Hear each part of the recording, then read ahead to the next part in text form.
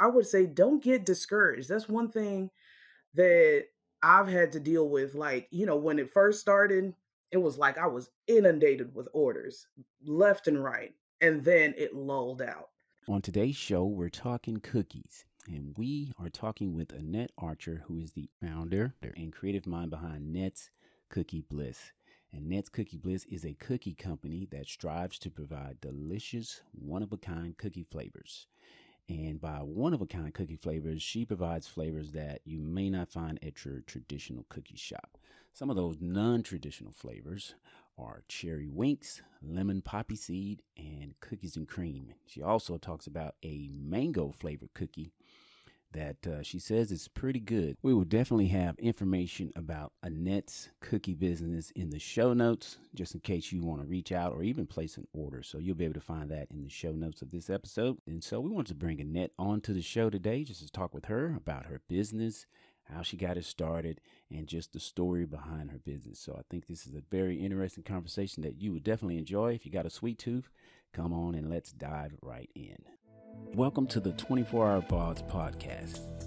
This is the show where we talk about business, online marketing, and side hustles. You ready to dive into it? Let's talk about it. Annette, welcome to the 24-Hour Boss Podcast. Yay! Thank you so much for having me. It is an honor to be considered. Yes, thank you so much. I appreciate you accepting the invitation to just chat a little bit, have a conversation about you and your business, which I think is unique because you get to hear a different side of people. You get to see maybe pictures, on Instagram that's posted, but I think behind every business there's a story. So that's why I just wanted to just have a little conversation with you and I'll let just hear about your business and what you got going on. So let's go ahead and dive into today's episode. Okay, so I guess my first question for you and for our listening audience, because maybe they haven't heard of Nett's Cookie Bliss, but could you just give us like a brief synopsis of your background, like where you're from and where you grew up? Alrighty, I am, like you said, my name is Annette, and I am from Panama. Well, I wasn't born there, but I was raised there from pretty much birth up until the time that I came up here to go to college. So I raised in Central America. I was born in Texas, though.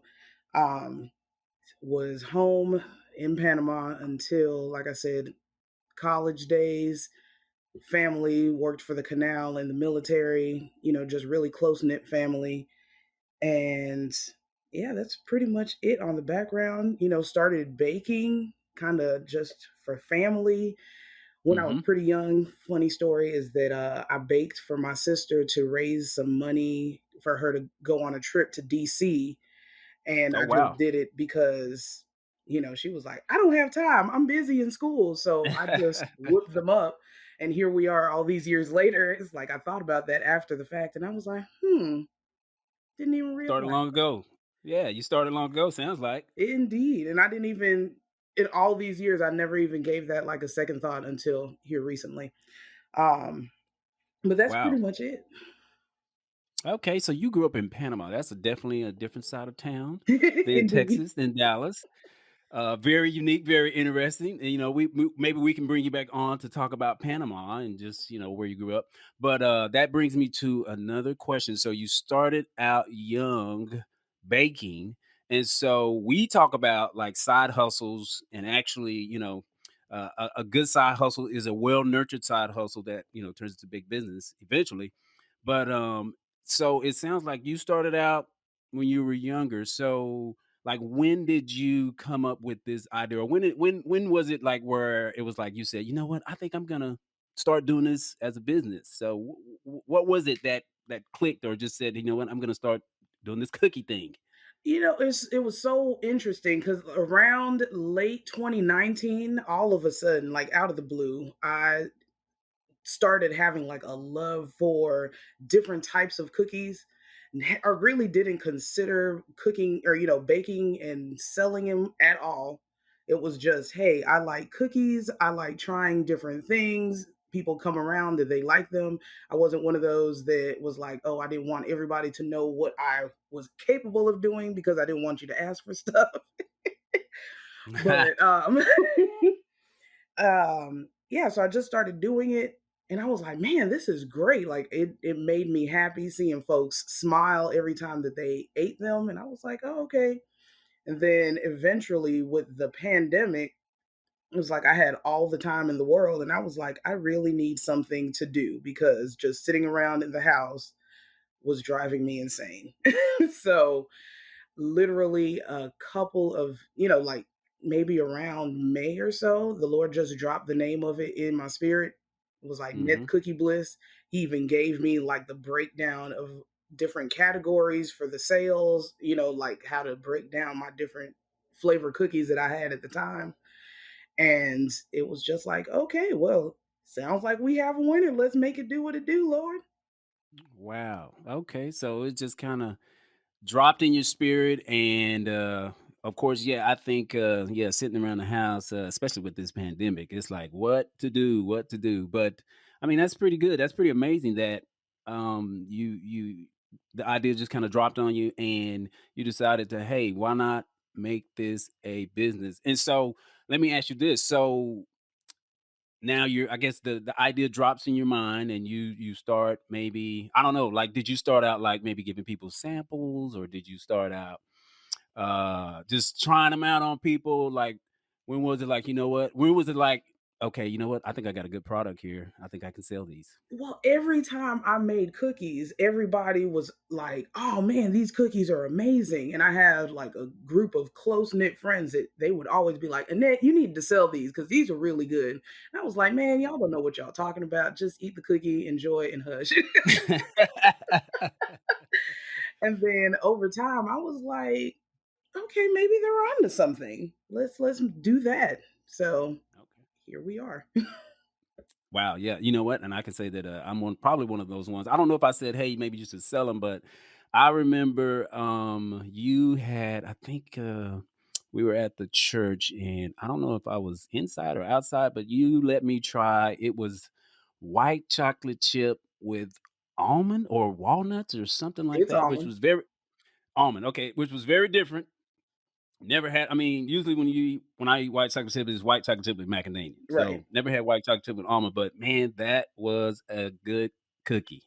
I mean, I can remember that, tasting that. I was like, wow, this is a good cookie. So yes, you definitely got some great hands for cookies and a great mind for cookies. So so that brings me to another question here for you. So you got this business now.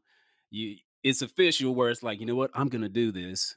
I'm gonna go ahead and do it. So I guess maybe before that, or maybe even after you started, I know there are a lot of people that come up with, they come up with great business ideas and side hustles, like for whatever reasons, but they may sit on that idea. And so one of the things I try to help people to do, or help them to think about, is like, you got to kind of look at what's holding you back, because there are great business ideas out there, but people just sit on, for whatever reason. It's doubt, it's fear. Did you ever have any of those moments where it was like, I don't know if it was before you started or even after you started, you were like, I don't know if this is gonna work, or did you sit on that idea for a while before you actually did it? Or, was it anything like that that challenged you, and challenged you from maybe going forward with this business idea? So for me, I would say yes, there was. For me, it's like analysis paralysis. You try to have a contingency plan set up for anything that might pop off. So if you're thinking like, oh, okay, well, I need to figure out what to do in X, Y, and Z situation. So it's like, well, before I start, I need to figure out how I'm going to tackle all of this. And if you wait to have the answer to everything, you'll never start. And I remember I was talking to somebody. I had picked some random date to start, and I was talking to Chris Black one day at church, and he was just like, "Why that date? Why not just go ahead and do it? Just start. Just start something." I was like, "But wait, I need to have a plan, sir. Like you say Hmm. these things." He's like, "Oh, just figure it out as you go." And I was like, "Again, you say these things." And I mean, I have faith and believe God, but there's like a part of me that is like, I still need to kind of have an idea what I'm doing.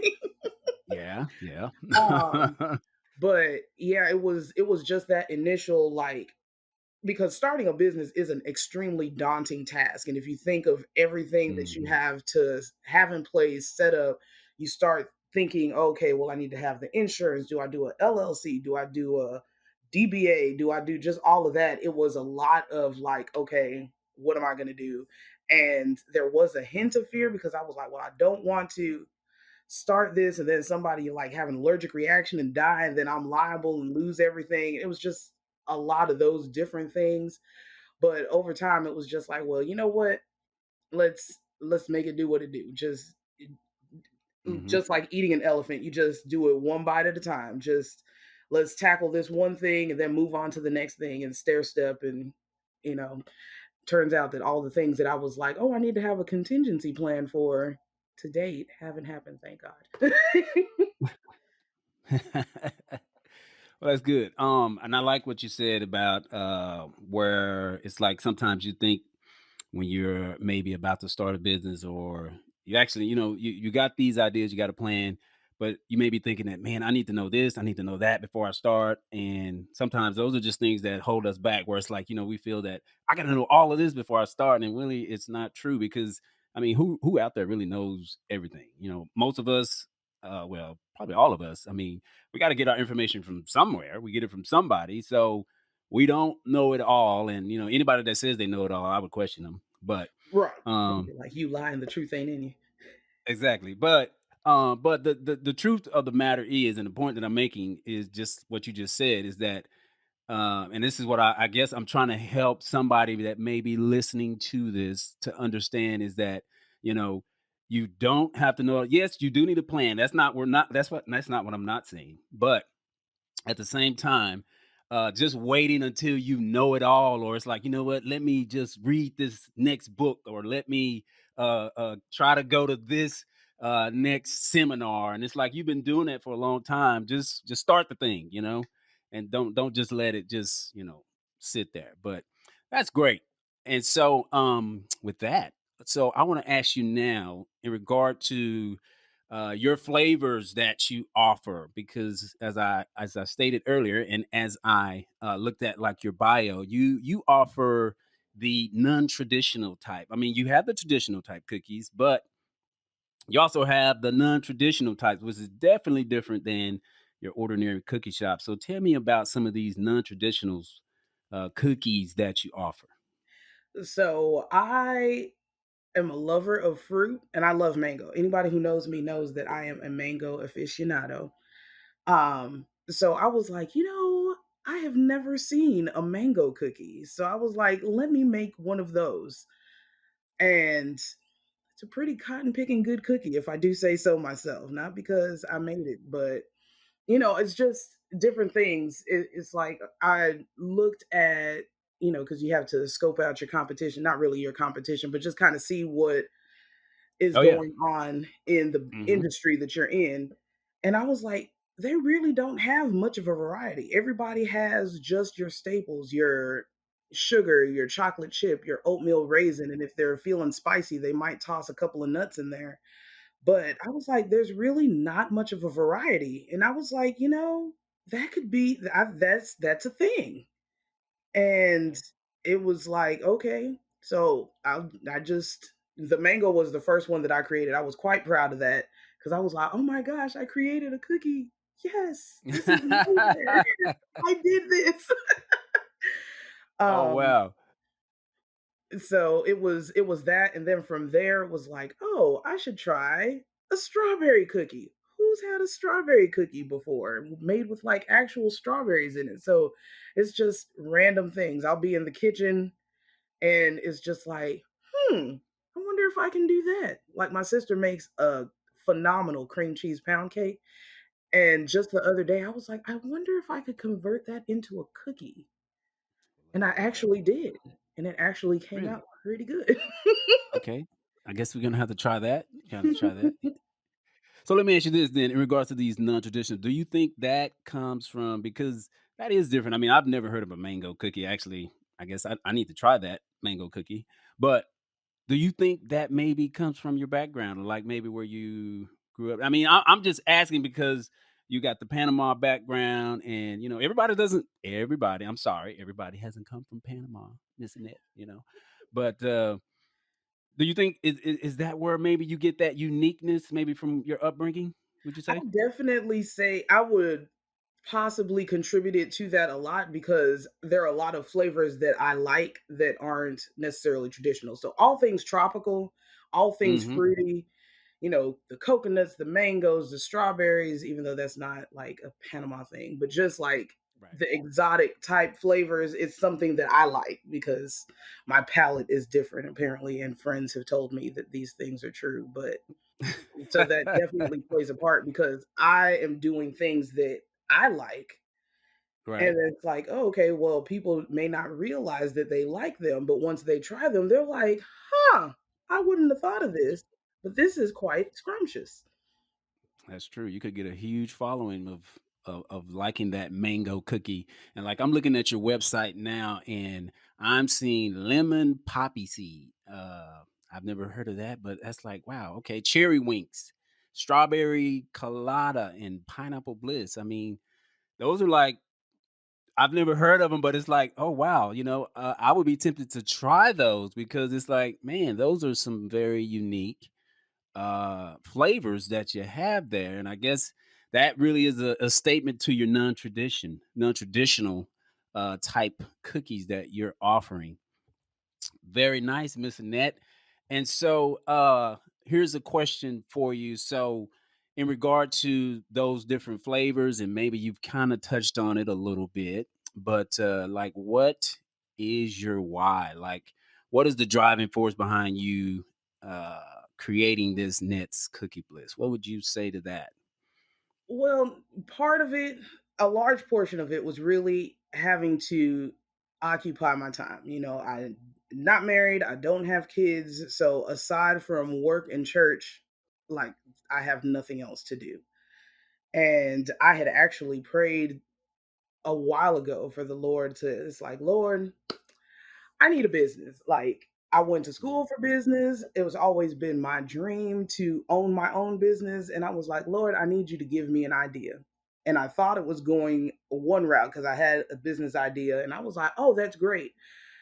And I thought it still is a really good idea, but I didn't have the skill set to mhm, bring it to pass. So maybe sometime later on I will, but as of right now, I didn't have the skill set. So the desire to have a business was there just because, again, a lot of free time. And it's like, well, I can occupy until, mhm. he come, as in the Lord. But Oh yes. had to Oh clarify yes. that just in case somebody was like, ha ha, no.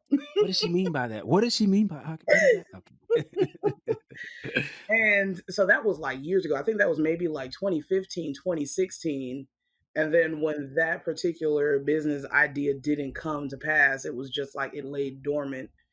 And, it was just the abundance of time sitting at home during the pandemic that it was like, hey, you have all the time in the world to do whatever. It's like get it good and started, and then when things get back to normal, whatever normal will be when it passes, then right. you have that established because there really would not have been another time where I would have had the time to devote to concocting the recipes, testing them out, setting up the website, doing all of those things had, the world been open the way it was before. Which before was also part of why nothing ever really came to pass because I was so busy that I couldn't procure the necessary skills for the other business idea because I always had something going on. Mhm. That is something that people I think they need to really consider, and just not sit on those ideas because who knows where it could turn out. If you don't start it, this is what I tell people: like if you don't do it, somebody else is. If you didn't start Absolutely. next, if you didn't start next Cookie Bliss, it would be somebody else Cookie Bliss. So, and there's plenty of people. A lot of people too think that well, somebody else has a cookie business, but they don't know who you know. So you can there's multiple ways that you can do that and swing that. And even if there is competition out there, like you offer non-traditional type cookies, which is something unique. And I try to encourage people, hey, yeah, your business, you need to offer something unique or something different that sets you apart from your competition. Which for yourself, You got these mango cookies. Who's selling mango cookies? I don't know. All I know is Next Cookie Bliss has them. So, that's a good thing. So, just with that, and well, caveat, I guess I'll caveat too. You brought up the Lord several times, and of course, I know a lot of people may not know you. I know you, but I think having the Lord is a definitely a unique thing. Definitely having a relationship with Him is a great thing. I think it's a good thing with all the things that are going on in the world. The world does need good news, and I know that God and the Lord Jesus Christ, He brings good news, just to have a relationship with Him. But with that being said, your faith, how does your faith like play a role in what you do as a business owner? So because what we do as the believer, everything that we do, it should be done to glorify God. So, yeah, somebody may look at it and be like, really? And they're really just cookies. But at the end of the day, I want to deliver a product that is created with the spirit of excellence so that when you see my cookie, taste my cookie, whatever, you realize that there is something different. The Lord can use any means at all to open up a door for whatever it is, whether it's witnessing. You just never know what somebody might need and how the Lord will use even the smallest thing. So, yes, they're cookies, but because everything that I do, I endeavor to do it to the glory and honor of God, that is the driving force behind everything. Like, I'm not going to put stuff out or make things that will, in some sort of a way, diminish his name. Not that his name can be diminished, but Yeah. to mar his name. Um, and as long as he gets the glory out of what I do, like everything that I do is going to point back to him. Anybody who knows me, anybody who talks to me, anybody who, if it comes up in an interview, it's gonna come because I mean, this is an idea that the Lord gave me. If you'd have asked me back Okay. in 2019, oh, you're gonna start a cookie business, I'd have been like, ah, you're a liar. Because it literally wasn't even anywhere on my mind. If you'd have told me that in June of 2020, this is what you're going to be doing, I'd have been like, I don't see that. Like, why would I do that? Who, why? Because that wasn't my desire. Like, I love clothes. If you'd have told me that I was going to be doing something in the clothing realm, then I would have been like, oh, okay, you might be onto something there. But cookies, no, I don't like cooking. So the fact that I'm baking cookies is Jesus. Done made a cookie maker out of you. I mean, to tell you, he'll do all things. But it definitely is. I mean, because even as I go, like, Lord, how do I market this? What do I need to do to get my business out there? Just in everything, he's a light in my path. He's just There you my go. direction. So in everything that I do, you're seeking him, you're asking him, okay, what do I need to do? Is there anything that I'm missing? Am I missing the mark on something? What do I need to change? Is just there is no business without him. Definitely agree. Definitely agree with that. And well said. We were at a actually a youth seminar just yesterday. Yeah, just yesterday, and that was one of the things that they were trying to instill in some of the youth that they talk with.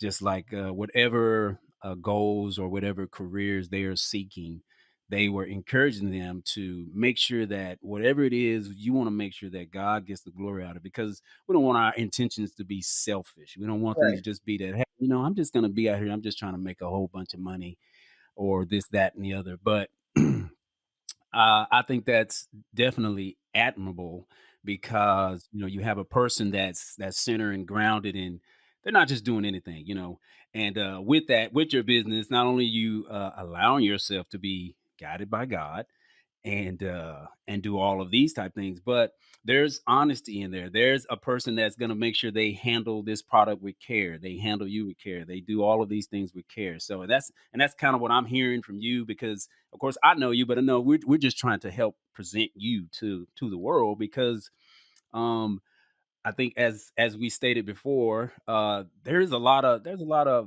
bad stuff in the world. There's a lot of people that are intermingling things that's like, wow, okay, what does that even have to do with business? You know? But Right. here we have a young woman here that's not only is she guided, is she allowed herself to be guided by God, but she's a business owner. She's trying to do well for herself. She's trying to provide for herself. Not only that, but she's trying to present a product to people so that they can enjoy. And when it's time for that either cheat day or cheat hour or what Here. have you. Yes, that's right. Cheat year. Hey, try one of these cookies. So, I commend you definitely for what you're doing. And I definitely, like I said, I wanted to just have this conversation with you just to see like what's behind your business because I know everybody's got some type of story and something. And I just think that that needs to be told. And what better way to tell that than through a conversation like we're having now, like on this podcast. And so, and that was the reason for me even having you, or one of the reasons for me having you on here, of course. But I like that, just that, you're a woman of faith. You're doing your business to the T in honesty and integrity. And, you just want to make sure you put your best foot forward because, without him, we are nothing basically. So, Absolutely. you know, that's what it's all about. And so, my next question for you would be, what advice would you give other business owners? Maybe there's somebody else that's coming up, and they're saying, you know what, I make this good, but I don't know if I can do that. I know you face your own challenges, but what advice maybe could you provide or give to some business owners that maybe trying to do what you do, or even trying to start a business? Because, like you said, there are a lot of challenges when when you're trying to start a business. So, what advice could you give, or would you give? I would say don't overthink it.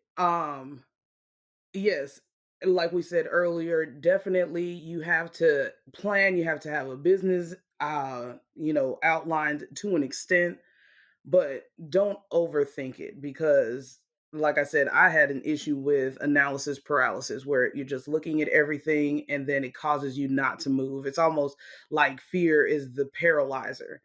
Not Hmm. necessarily that I was fearful per se, but it's just like a level of anxiety that comes along with overthinking things. So it's if you're gonna make the move, obviously, I would say from my standpoint, seek God. And that's also a reason why there wasn't too much of a hesitation in going forward because it's like I know based off of my relationship with the Lord that he will not make his people to be ashamed. So if he gives you an idea and if he gives you something, it's not going to be like handed to you on a silver platter, but also if you put in the work, he will bless because that's an idea that he gave you. So you just have to be a faithful steward over what's bestowed upon you. And like I said, don't overthink it. If you are a believer, you move out in faith and trust God. You do your part, naturally so. You do your research, you get your insurances, you get your, whatever you need to conduct whatever business it is that you're going to conduct, but then also trust him to do the things that you may not know offhand, or you may not see coming, but like don't overthink it because you will kill yourself overthinking things. And also, I would say don't get discouraged. That's one thing that I've had to deal with. Like, when it first started, it was like I was inundated with orders left and right. And then it lulled out. And the old Annette would just be like, you know what, man, this ain't it. I'm just gonna throw in the towel. It's whatever. It was a good idea, but I'm just gonna call it quits. It's whatever. I'm not gonna push it. But don't throw in the towel. Like in those slow times and those slow periods, relish it because there will come a time when you're oh so busy that you can't, and take that time to do your research, to, expand your menu, perfect what you have, work on other ideas like, okay, well, eventually there's going to come a point in time when I should do this. Let me do some research on what to do there while, it's kind of slow. So, I mean, everything happens for a reason, and those slow periods is time for you to catch your breath, regroup, evaluate what's already happened, see how you can make improvements to be more efficient, and then perfect it. Wow, well said. Well said. I like that. You said don't overthink and don't get discouraged, which is very, very, very great point. Now that you're in the thinking of where you're thinking now, it's like, you know what, I can learn from this. I can regroup. I can change up some things. Maybe offer some different things on the menu, like you were saying. So I like those points. Don't overthink and don't get discouraged because this is a journey. It's not a just hey, one day it's great and the next day, hey, you'll have those times. Like you said, you started out, you were getting orders from everywhere, but I think it's a term we've heard in the religious circles, of course, and I think I've heard it even naturally. So you got to trust the process. Absolutely. So trust the process and just work it out. So I love that. I think that would definitely encourage and help some of those that are coming along that are maybe thinking about, hey, should I start this business? See, they can reach out to Annette.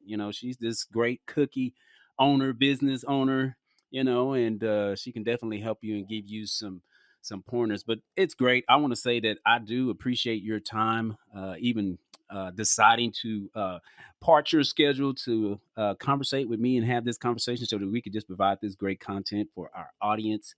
With that, my last question, or I guess for you, if people want to reach out to you, or maybe they want to place an order, how can people find you and connect with your business?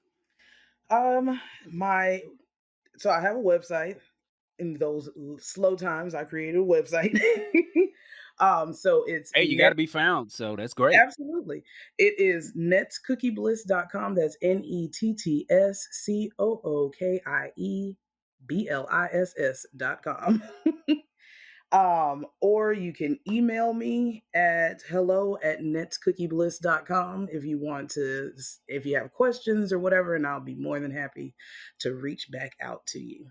Awesome. Awesome. I want to say again, Miss Annette, I appreciate your time and thank you for sharing your cookie business with 24 Hour Boss and not only with me and my podcast, but just with our audience. And so I'm definitely know that this is going to help someone else and look forward to maybe even having you back and we can talk about some different cookie flavors. We can talk more about your Panama experience and just some other different things. So look forward to maybe having you on in the future. So thank you so much.